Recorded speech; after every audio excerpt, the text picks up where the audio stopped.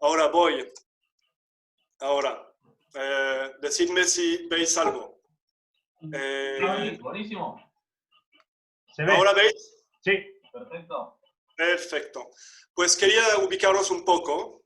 Estamos aquí en una parte de la Jerusalén moderna. Esa es la ciudad vieja. Es una mínima parte de la ciudad moderna. Mi casa está aquí. No, espera, solo vemos ahora la ventana del explorador. Ajá.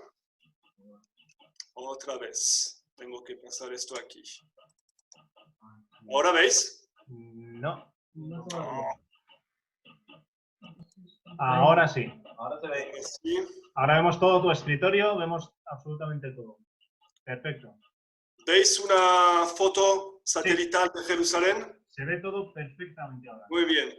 Pues aquí os decía que esa es la ciudad vieja, que es una pequeña parte de la ciudad de Jerusalén ahora. Ahora un poco más cerca.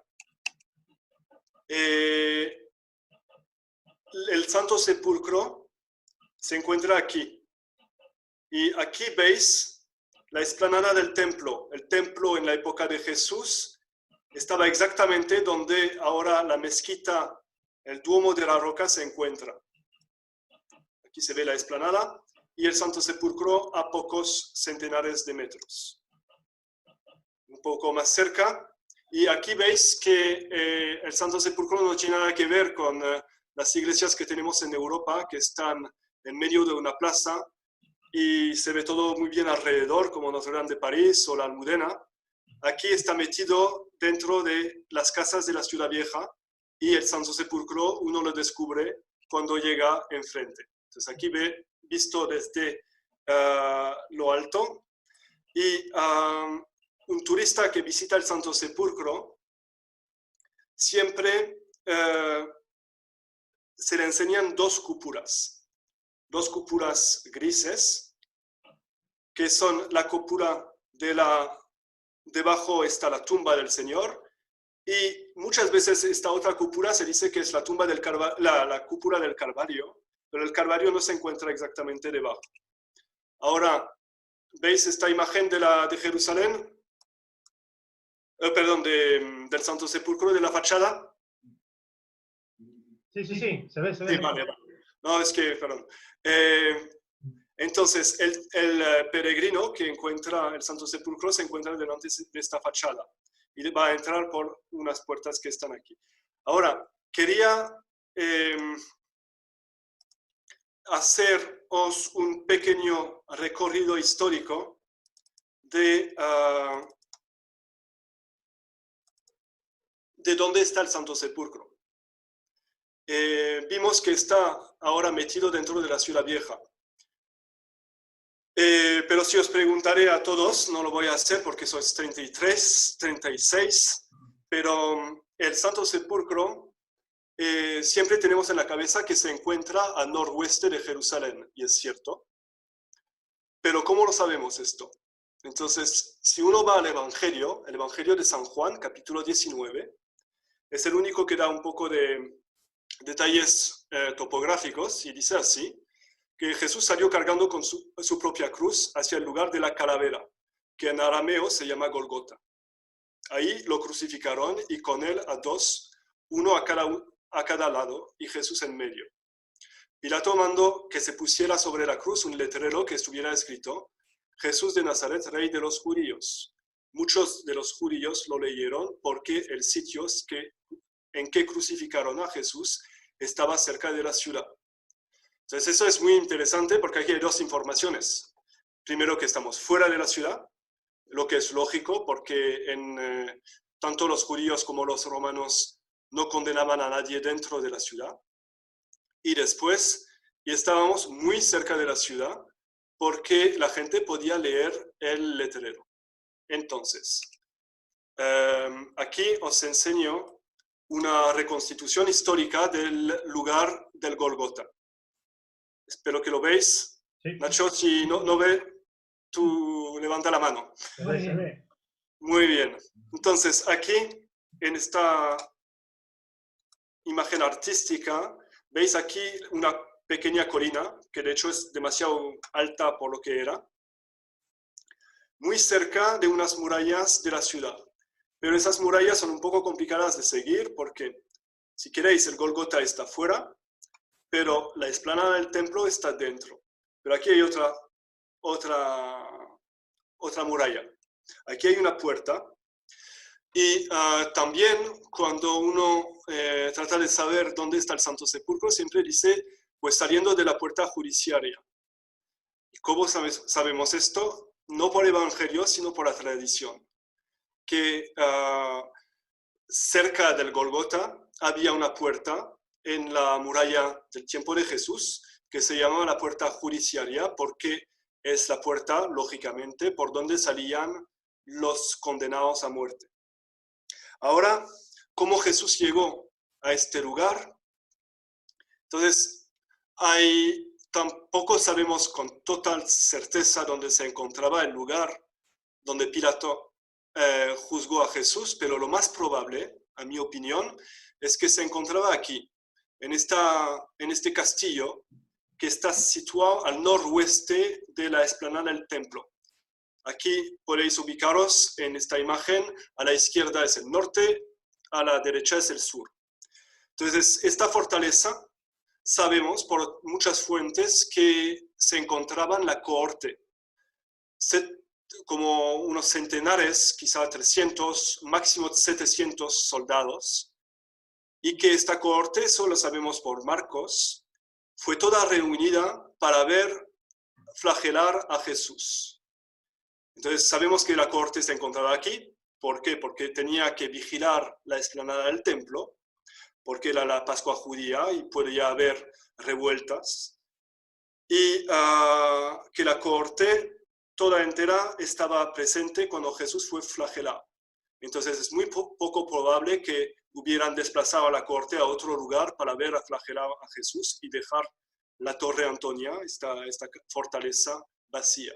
Entonces, a mi opinión, Jesús fue juzgado aquí y tomó su cruz saliendo por aquí, esas calles que ahora es más o menos el recorrido que sigue la Vía Dolorosa, y llegó saliendo por una puerta, aquí no se enseña ninguna puerta excepto esta, hacia el Gólgota, aquí más cerca. Entonces, primera información es que el Calvario se encontraba fuera de la ciudad. La Jerusalén de la época de Jesús es esta, la época de Herodes el Grande.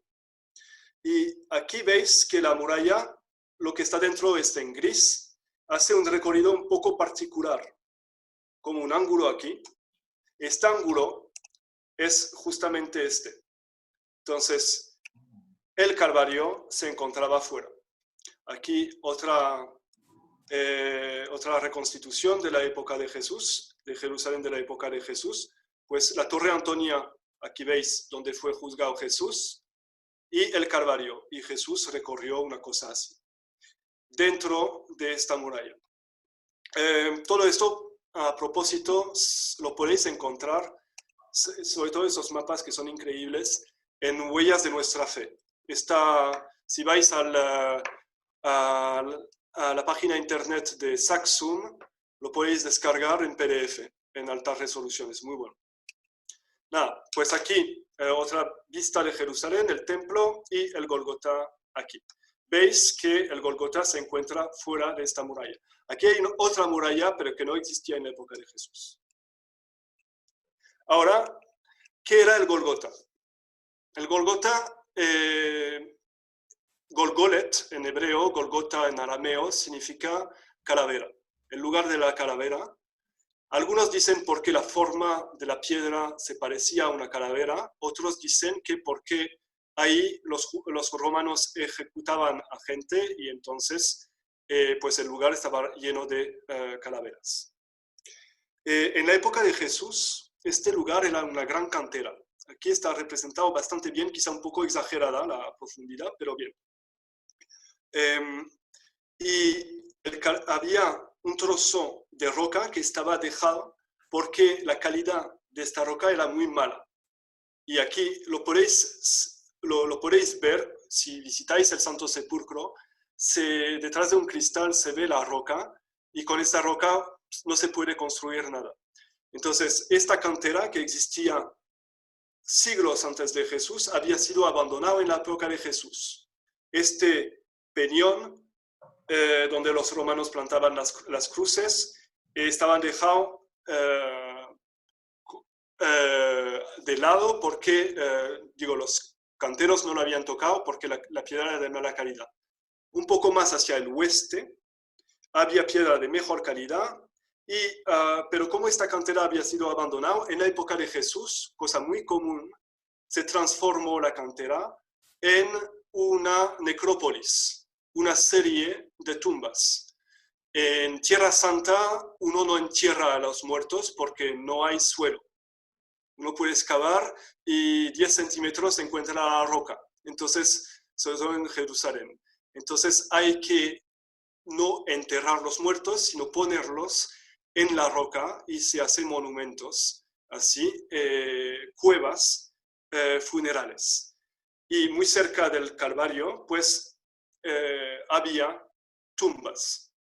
Esto lo sabemos por la tradición, por la iglesia del Santo Sepulcro, que se encuentra muy cerca del Calvario, pero también lo sabemos por la arqueología, porque en la parte oeste de la rotunda del Calvario, del Santo Sepulcro, encontraron unas tumbas típicas judías de la época de Jesús. Había todo un sistema de cámaras funerales. Y la de Jesús era una bastante aristocrática, con una antecámara y una cámara. Las otras eran simplemente como hornos, de hecho se llaman así, los arqueólogos usan esta palabra, como hornos de pizza, así largos, donde pues los muertos se dejaban a los muertos. Esta vista es la tomé de la pantalla del centro multimedia de Saxum, y aquí se ve pues la colina del Golgota con la cruz, y justo al lado este jardín, una especie de cementerio, jardín con cuevas funerales. Entonces aquí está pues el Calvario y el Golgota, y veis cómo está fuera de la muralla. Entonces, ¿qué pasó con esto? Y cómo la gran pregunta es cómo los cristianos se recordaron del lugar. Primero, los cristianos hace 2000 años no eran tontos y sabían la importancia de este lugar, y entonces conservaban la memoria. San Jerónimo en el siglo IV nos recuerda una tradición que en el siglo II, un siglo exactamente después de la muerte de Jesús, el emperador Adriano destruyó el lugar de la resurrección, la cueva de la resurrección, y construyó encima entonces él dice una estatua a Júpiter. Hay otros que hablan también de un templo de Júpiter, y tenemos pruebas arqueológicas de esto. Aquí os enseño pues una reconstitución buenísima, está tomada de huellas de nuestra fe y está hecha por National Geographic. Una infografía muy buena, que aquí veis cómo Adriano no destruyó del todo. Más que destruir, en vez de arrasar, llenó el espacio vacío de la cantera. Aquí está la tumba, aquí misma, y el Calvario aquí. Y en vez de arrasarlo, pues lo elevó, y hizo lo que se hacía en muchos templos romanos de la época, un temenos, una especie de podium, una especie de gran plataforma donde se construyó este templo. Restos de esta plataforma se pueden ver en una iglesia cerca del Santo Sepulcro. Aquí otra vista, un templo bastante grande, que en vez de destruir el Santo Sepulcro, pues lo conservó. Lo conservó durante siglos, hasta que Constantino en el siglo IV decidió construir algo encima. Entonces aquí también extraído de Huellas de Nuestra Fe, pues una infografía que os enseña pues el lugar del Calvario. Y lo que tenéis que entender es la gran proximidad entre el Calvario y la tumba. Son unas pocas decenas de metros. Porque es la gran pregunta de los peregrinos cuando visitan Jerusalén, pues se encuentran delante de un edificio que no es muy grande, una iglesia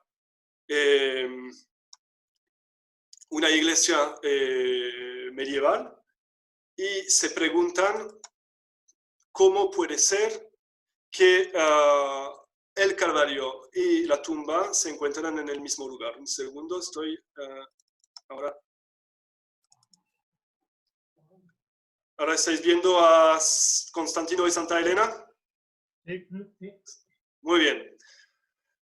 Pues aquí os decía, entonces en el siglo II, este emperador Adriano construyó este templo.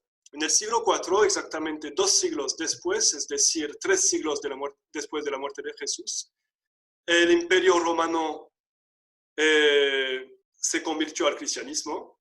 El emperador y su madre, sobre todo su madre, Helena, empezaron a construir una serie de basílicas conmemorando el nacimiento en Belén, la muerte y resurrección en Jerusalén y la ascensión también en el Monte de los Olivos en Jerusalén de Jesús. Aquí veis a Constantino y Helena y están abrazados a esta cruz. Es detrás de la construcción del Santo Sepulcro por Constantino. Aquí os enseño pues una vista, un plano de este Santo Sepulcro construido por Constantino. Pues detrás está la historia del redescubrimiento de la cruz. Entonces aquí veis las colinas de Jerusalén, aquí está la tumba, el Calvario, y muy cerca del Calvario otra cueva que también era una cantera donde, según la tradición, pues los romanos habían desechado las cruces. Y entonces Helena se encontró con este pozo, con muchas cruces, y un milagro, poniendo un enfermo sobre la cruz, le hizo saber cuál era la verdadera cruz. Enseguida, esta cruz fue dividida en muchos trozos y mandado en todo el imperio. El trozo más grande, los trozos más grandes para Constantinopla y Roma.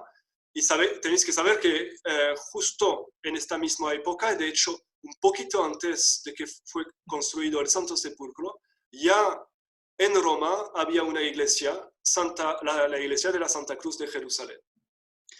Entonces, el Santo Sepulcro construido, o la Basílica de la Anastasis construida por Constantino, se parecía a esto. Era, de hecho, 2 edificios. La rotunda, y debajo de la rotunda estaba la tumba, y una gran basílica para celebrar el culto.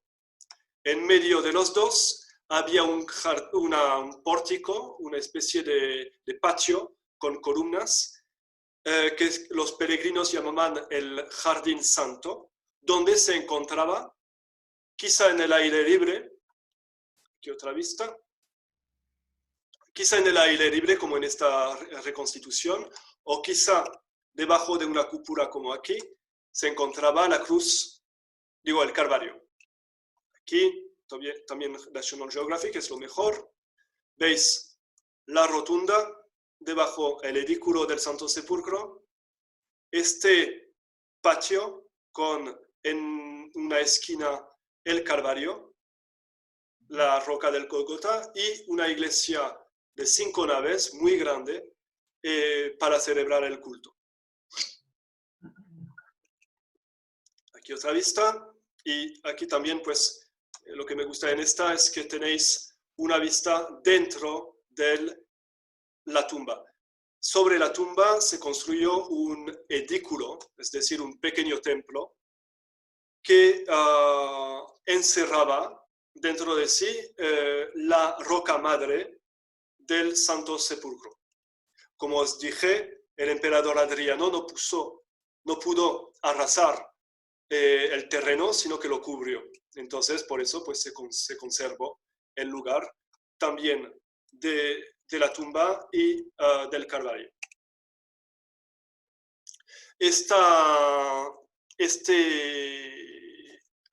edificio fue destruido en el siglo XI por un califa musulmán chiita que reinaba en el Cairo y entonces, bueno, arrasó todo, pero también las fuentes nos dicen que la destrucción fue parcial porque cuando derrumbaron a la rotunda, pues todas las piedras cubrieron la tumba y la tumba fue también preservada gracias a esto. Ahora, segundo. No sé si alguien estaba preguntando.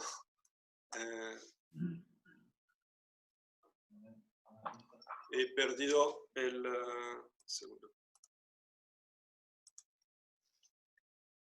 Ahora, perdón.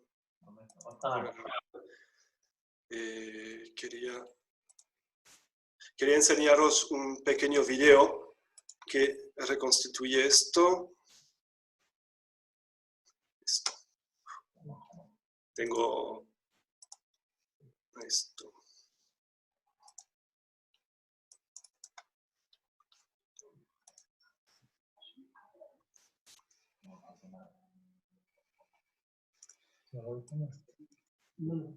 ¿Ahora veis? Sí.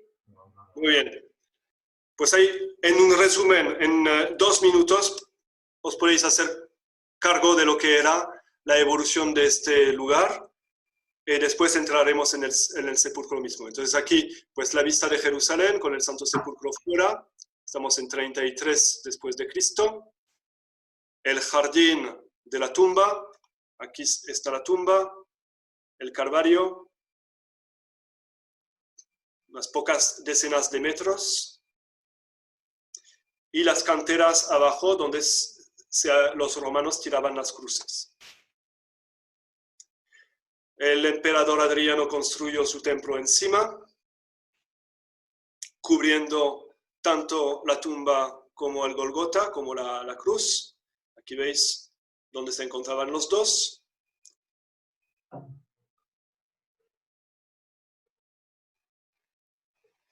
Y Constantino encima construyó ese edificio monumental,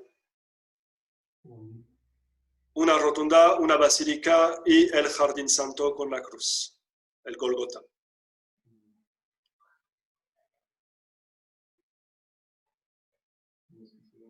Entonces, después este fue derrumbado por el califa y entonces lo que se hizo después es una reconstrucción mucho más pequeña, porque ya no había tantos peregrinos, tampoco la población de Jerusalén había disminuido mucho y los cristianos eran una pequeña minoría. Entonces, pues se conservó, se reedificó la rotunda, pero la basílica se abandonó y en vez, pues se construyó una serie de capillas alrededor del Jardín Santo. Y esta entrada este edificio con estas 3 capillas, pues sigue existiendo hoy en día. Después, 50 años después, llegan los cruzados. Aquí están. Y los cruzados, pues, ensanchan el edificio, pero siguen con la idea de poner los 2 lugares en el mismo edificio, bajo el mismo techo. El Golgota y la tumba debajo del mismo edificio. Y más o menos el edificio no cambió desde el tiempo de los cruzados. Como veis, la diferencia es que aquí esta torre se derrumbó. También la forma de la cúpula, que era un cono, se transformó y ahora tenéis un duomo.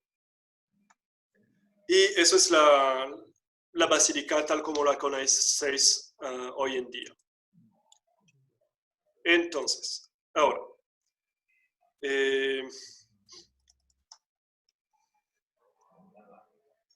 voy a parar esto. Y ahora quería... eso se encuentra... Perdón. Ecco.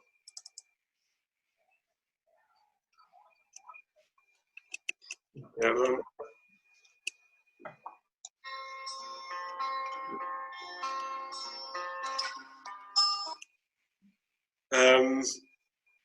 Perdón. Ah, lo siento. Tranquilo. ¿Qué es esto? Se entiende que estamos Estamos en en directo, eso es. Interesante. Estaba tratando de haceros una visita.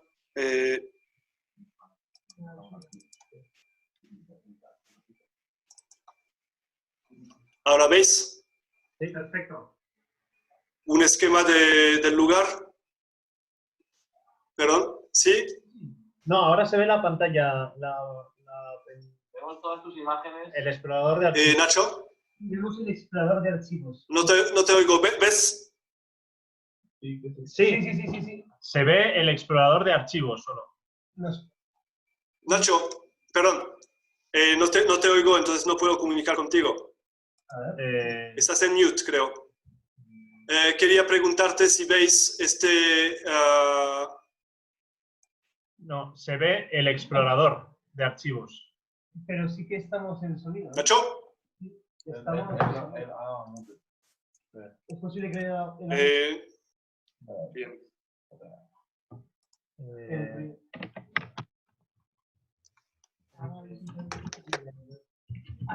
¿Ahora nos oyes? Ahora nos oyes, Henry. ¿Nos escuchas? Estás en mute. No. No, él no. Él no, vale, si no, el móvil.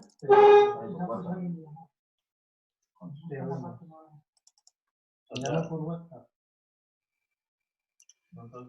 El vídeo y el sonido de él a todos. No, eso no funciona. Sí, da igual. Se escucha a los dos. Ah, ¿nos escuchan los dos? Sí, a nosotros se nos escucha.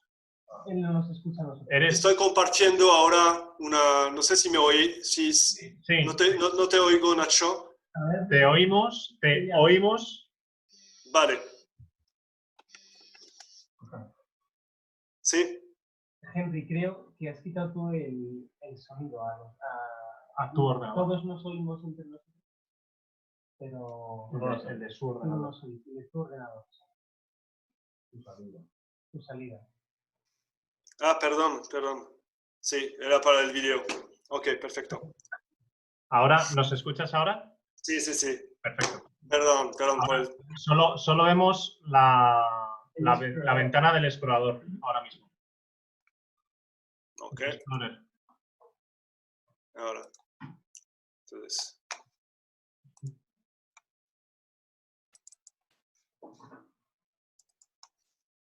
¿Ahora? Solo vemos la ventana del explorador. Ok. Nos falta ver la imagen solo.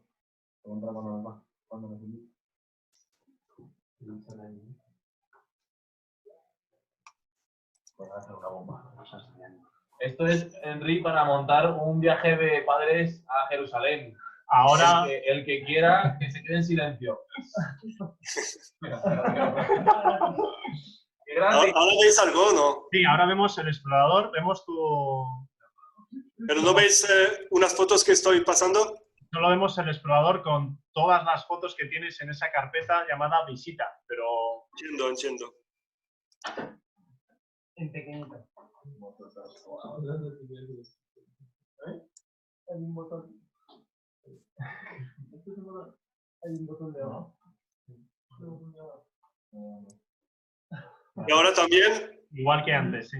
No ha cambiado.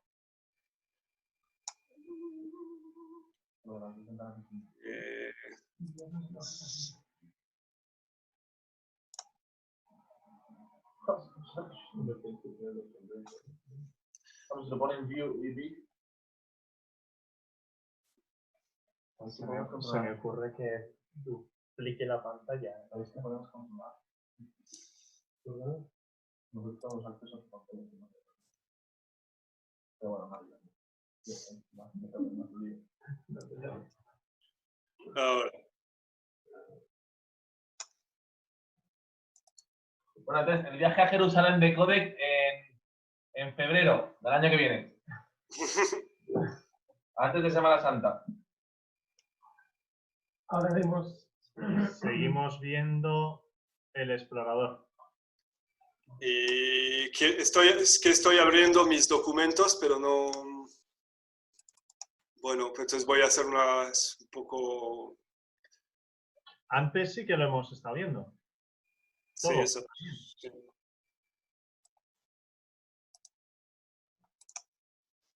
Ahora veis una imagen, ¿sí? Ahora sí. Perfecto. Buenísimo. Cuando Manuel ha dicho que encomendemos. Ok. Bueno, aquí veis cómo la tumba, el Calvario, se encuentran en este mismo edificio construido por los cruzados.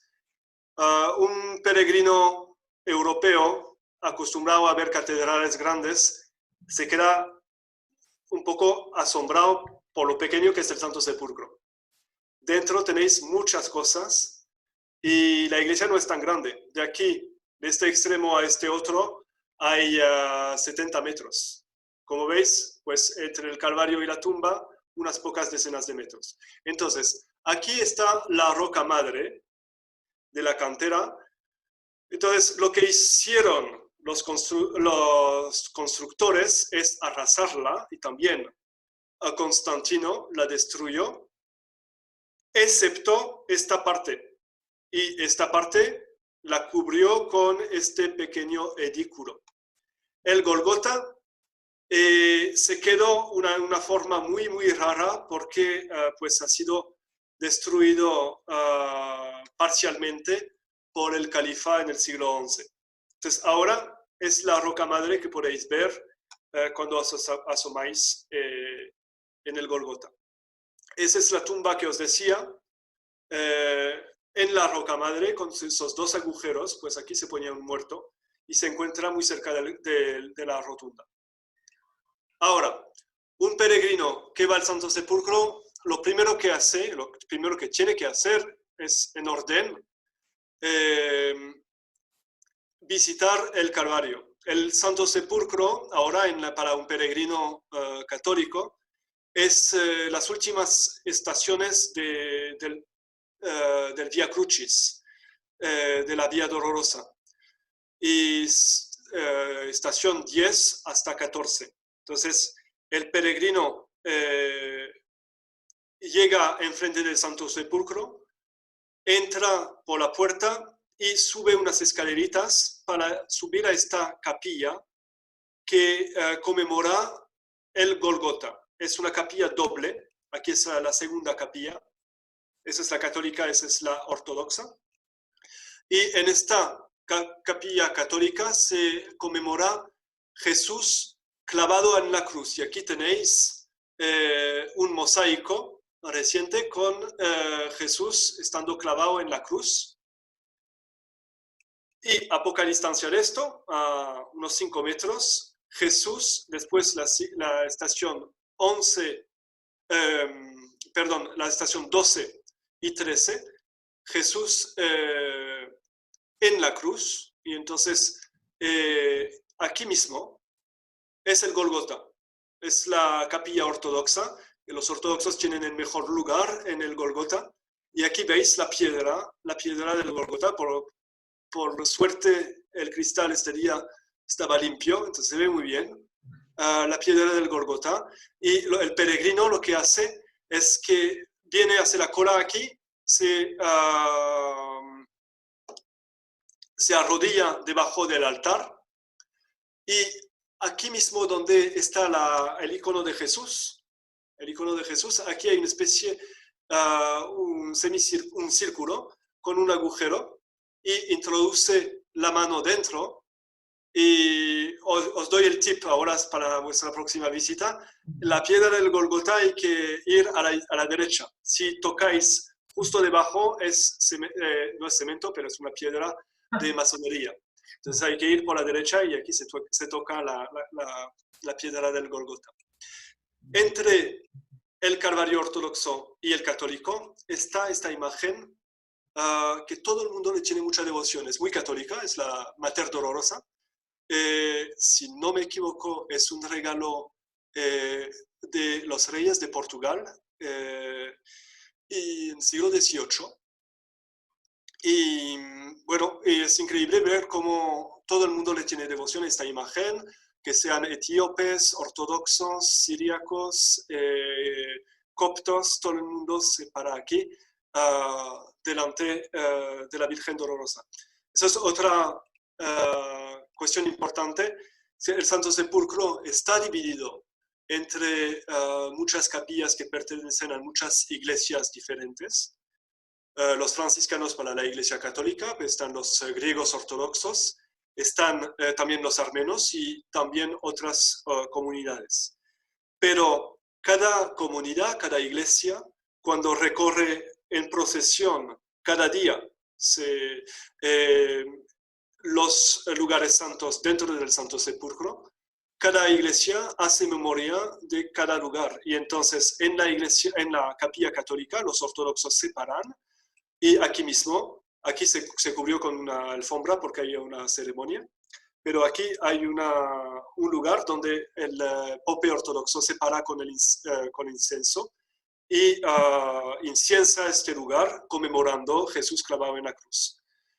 Y igual para los demás. Debajo del Calvario, debajo exactamente de la cruz, hay otra capilla. Os dije que para subir aquí había que subir una escalera. Entonces debajo hay otra capilla, es la capilla de Adán, que conmemora la tumba donde murió y fue sepultado nuestro padre Adán. Entonces es simbólico, porque lo que pasó es que esta piedra, la roca madre, aquí se ve dentro de esta ventana, pues se puede ver la roca madre, está agrietada. Y entonces los peregrinos atribuían estas grietas al terremoto que ocurrió cuando Jesús murió. Y también hay unas piedras de color más rojizos y los peregrinos identificaban esas piedras, este color rojo, con la sangre de Cristo.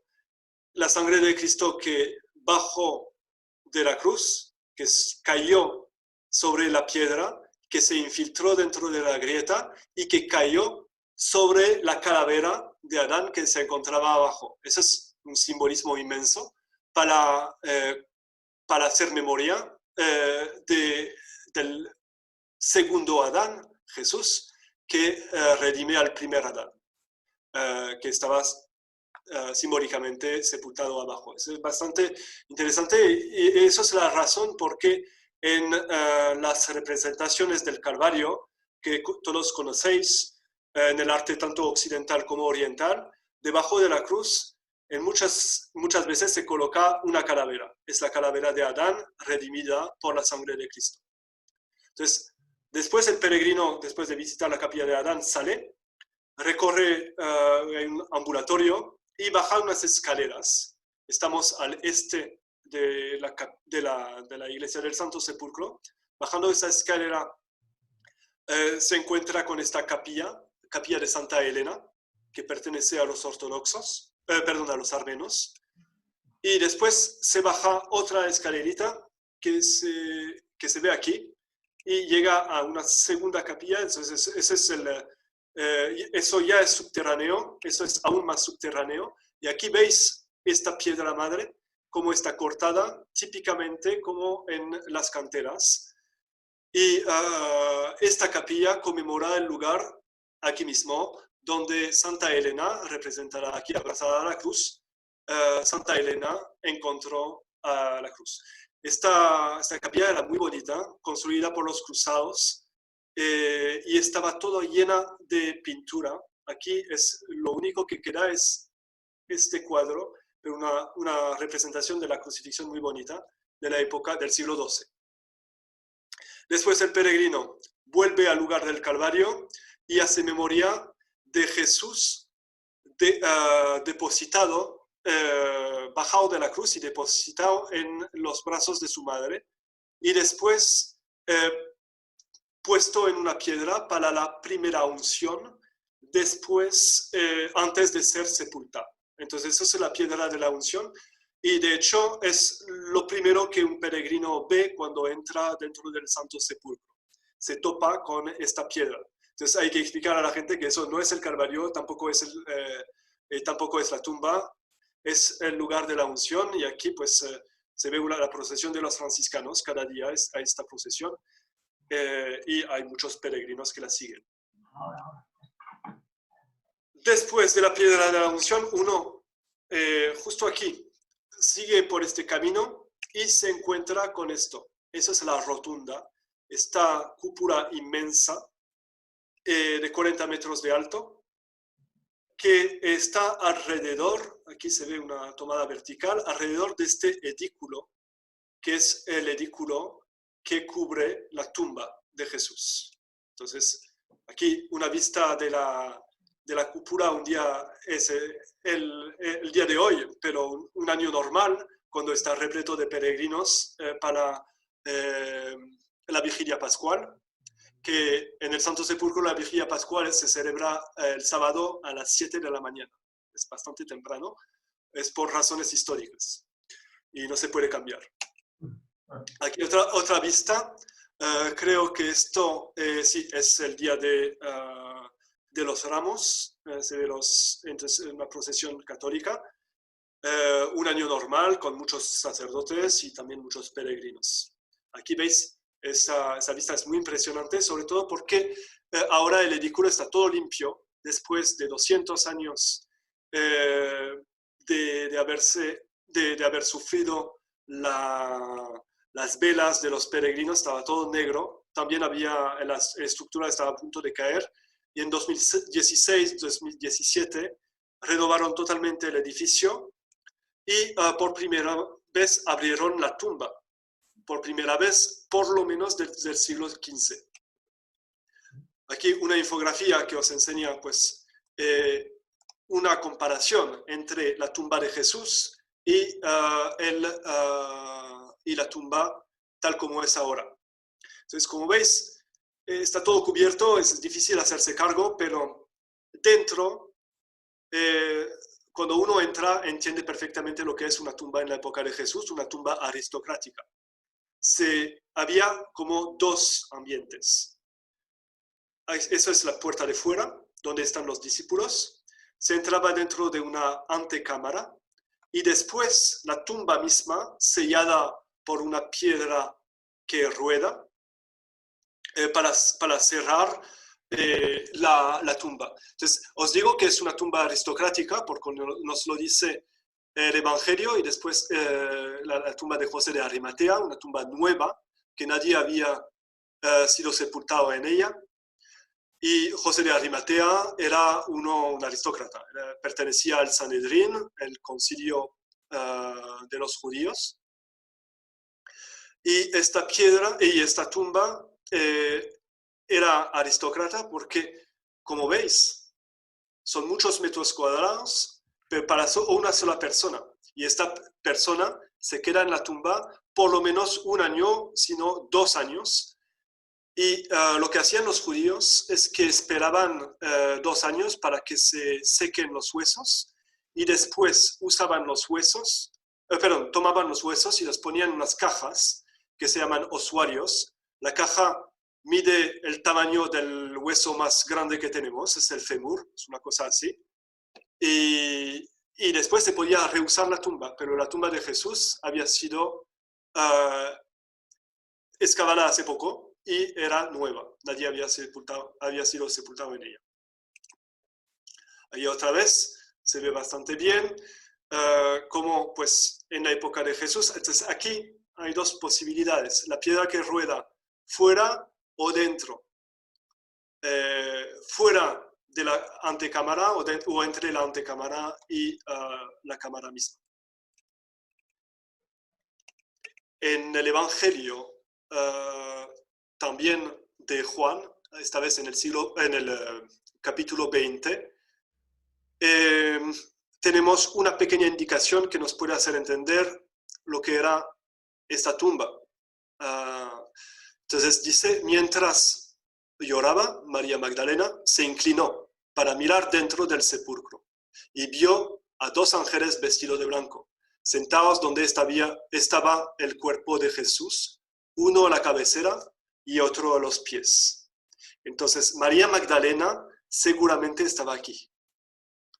Y se agachó y se asomó, porque realmente hay que casi arrodillarse para bajar aquí, para pasar de la antecámara a la cámara, y vio a 2 ángeles, uno de los 2 lados, en las 2 extremidades de esta especie de, se parece como un banco, una repisa.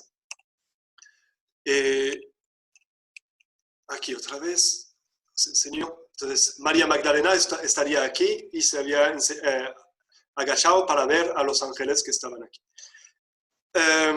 Ahora, cuando entráis en la tumba, hay esta antecámara que se llama la capilla del ángel.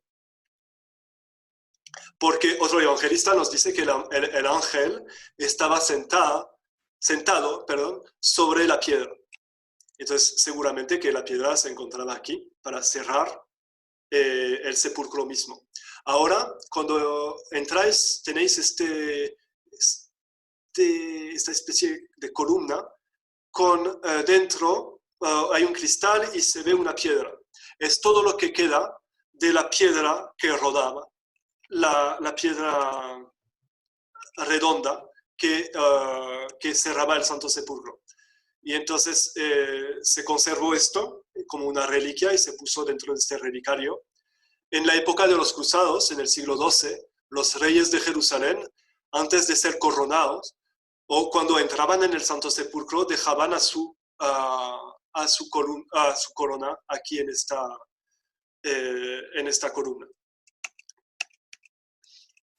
Aquí se ve mejor la capilla del ángel y veis un ser humano llega a esta altura, casi toca a las lámparas, entonces hay que realmente bajarse mucho para poder entrar. Y aquí la tumba, lo más importante, la tumba de Jesús, tal como es ahora. Entonces hay una losa que está de hecho rota y esta piedra de mármol se abrió hace poco tiempo, por primera vez por lo menos desde el siglo XV, y debajo encontraron a esto. Esas imágenes creo que son de National Geographic. Otra losa, otra piedra con una cruz. Aquí se encuentra la cruz. Entonces esta piedra probablemente es de la época de los cruzados. Y debajo pues hay la piedra dura, la roca. Y también lo que es muy interesante es que los albañiles, al abrir esto y hacer también la restauración de todo el edificio, encontraron cemento, no cemento, pero lo que se usaba en la antigüedad para cubrir las piedras de los muros. Cal, sí, creo que se dice cal. Y esta cal tenía unas pajas, así era la técnica, y estas pajas la pudieron fechar, y la fecha es del siglo IV. Es decir, que en el siglo XI, cuando este califa destruyó el Santo Sepulcro, no destruyó todo, porque todavía hay piedras y también masonería del siglo IV que sigue de pie debajo de todo este mármol. Bueno, pues después de la visita a la tumba misma, pues el peregrino puede dar la vuelta y aquí pues se encuentra con la nave de la iglesia que está ahora ocupada por los ortodoxos y debajo de esta, bueno, arriba de esta nave está la segunda cúpula, la pequeña cúpula, y es el lugar construido por los cruzados donde se celebraba la liturgia. Aquí para una buena recapitulación es esta imagen. Entonces vamos a rehacer el recorrido. El peregrino entra por aquí. De las dos puertas, una está murada desde la Edad Media. Entra por aquí, se encuentra con la piedra de la unción que se encuentra aquí. Y después, antes de venerar la piedra de la unción, sube la escalerita y va a visitar el Calvario, el lugar de la crucifixión, el Calvario católico, y el lugar donde Jesús fue clavado en la cruz, el Calvario católico, y el lugar donde le fue plantada la cruz sobre la roca madre que se ve aquí. Después baja, está la capilla de Adán, y recorre este ambulatorio y baja esa escalera, la capilla de Santa Elena, y aquí pues la invención de la cruz más abajo. Después vuelve a subir, vuelve a la piedra de la unción y entra después debajo de la rotunda para visitar la tumba de Jesús. Sí, eso es muy bonito, pero creo que lo más interesante de todo esto es cuando está vivido en la liturgia. Entonces, ayer era Viernes Santo y ayer hubo una ceremonia por los franciscanos en el Santo Sepulcro, donde una reproducción, una estatua de Jesús bajado de la cruz fue llevado por el custos de los franciscanos y aquí está depositado en un altar justo delante del Golgota. Aquí está un monje ortodoxo. Aquí después depositado en la piedra de la unción, y aquí veis el custos de Tierra Santa, ungiendo esta estatua de Jesús. Eso es en un año normal, eso era ayer. Eso es un año normal y está lleno de gente, es muy, muy impresionante. Cuando la gente me pregunta cuándo es el mejor momento para hacer una peregrinación en Tierra Santa, yo no sé qué decir, porque la Semana Santa es el mejor momento, por supuesto, pero es lo más caro y también es donde hay más gente. Pero si uno consigue asistir a las ceremonias, es que es increíble, es lo mejor. Entonces aquí pues Jesús puesto en la piedra de la unción y después el Cristo puesto, después de ser ungido, puesto en la piedra del Calvario mismo. Es bastante impresionante. Aquí otra vez. Y veis como la puertecita donde uno entra desde la capilla del ángel al Calvario mismo. A ver, una pregunta que se me ocurría es si la película de la Pasión nos sirve para adentrarnos en Jerusalén fielmente o así regular. La película de la Pasión te sirve mucho para adentrarte en la Pasión, en lo que sufrió Jesús. También el tribunal de Pilato está bastante bien hecho, los diálogos, pero después la topografía es un poco extraña, porque bueno, pues no pudo filmar en Jerusalén. Entonces cuando ves la película de la Pasión, ves montes en el horizonte, hay unos acantilados que no existen en la realidad. Jerusalén es un relieve mucho más suave y entonces, bueno, geográficamente no te sirve de mucho, pero más bien históricamente y sobre todo emocionalmente. Voy a encender un segundo el audio a todos por si alguien quisiese... O que alguien envíe un emoticono cualquiera. Sí, diga aquí la pregunta. Podéis solucionar, podéis callar a los perros. Mira, ahí arriba a la derecha. Gerardo Fernández. Gonzalo El Fernández. primero que ponga, el primero que ponga el emoticón. A ver. A ver. No, claro. Un segundo. Gonzalo, yo creo que Gonzalo quiere- creo que quiere decir nada. Gonzalo, ¿quieres decir algo? La familia Fernández.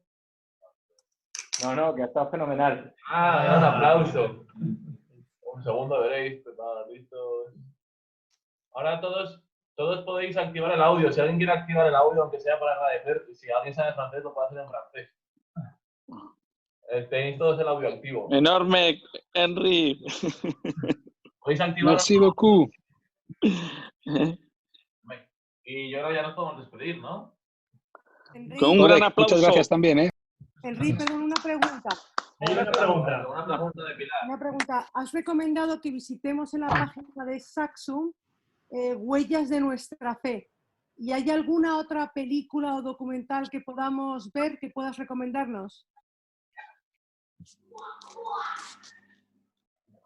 Anónimos. Dice que me caigo. Borja, Que casi me caigo. Digo, la pasión de Cristo por Mel Gibson es lo mejor, pero yo solo contestaba a Borja que digo, te confunde un poco geográficamente porque las distancias son enormes en la pasión, pero bueno, no pasa nada. Después documental, hay muchos. A mí me gustan mucho estas reconstituciones que hacen los franciscanos. De hecho, puedo añadir a este grupo. Hay una reconstitución, pero en 3D. No es una película, pero muy bien hecha por los franciscanos y más desarrollada que lo que hice del Santo Sepulcro. En 3D puede uno entrar, entonces voy a ver si tengo todavía este link.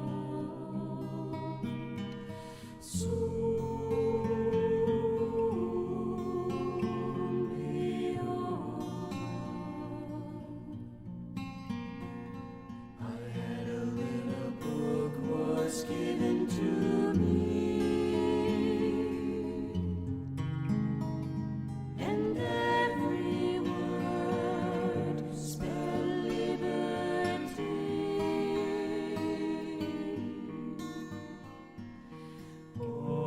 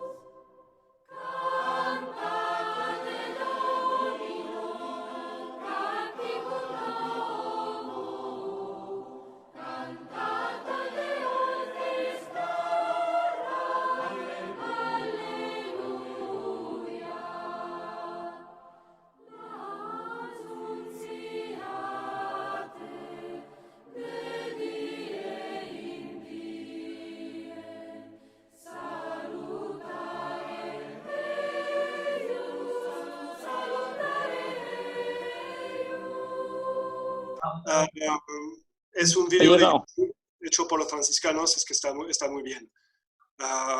Bien, Muy bien. si no, yo diría pues la película de Saxum, la que está en el último punto del recorrido del Visitor Center, del centro multimedia, pues hay una película que reconstituye la historia de la salvación y me encanta la parte de la pasión. Está muy bien hecha, muy sobria y por actores israelíes, la mayor parte de ellos, y la verdad, muy emocionante. De manera. Pero no la tengo, lo siento. Muy bien. Hay que visitar Saxum por eso. Voy a poner ahí. Pues muchísimas gracias, Henry. Un aplauso, ¿no? Bueno, muchas gracias, Borja y Nacho.